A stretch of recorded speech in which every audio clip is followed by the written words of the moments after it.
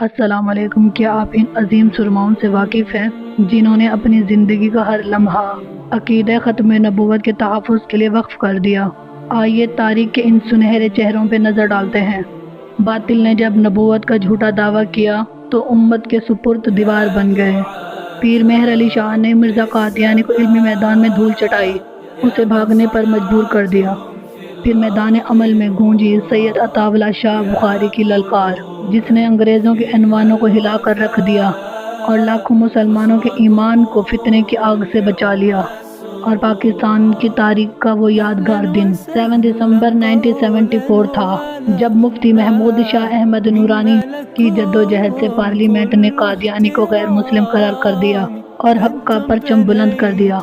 Doctor Mohammad Iqbal की बसीरत हो या इमाम नूर शाह कश्मीरी का इल्म, इन सब ने अपने खून और कलम से इस अकीदे की खिदमत की, क्योंकि यही उम्मत की वहादत की बुनियाद है। आज भी आलमी मजलिस के तहफ़्फ़ुज़ ख़त्म नबूवत के पार्लियामेंट फारम से मौलाना यूसुफ बनूरी और मौलाना अल्लाह वसाया जैसे बुजुर्ग इस मिशन को पूरी दुनिया में फैला रहे हैं। दोस्तों, आज ये हमारी जिम्मेदारी है कि हम इस अकीदे के पहरेदार बने और अल्लाह हमें इन जानिसारों के कदम पे चलने की तौफीक दे। आमीन।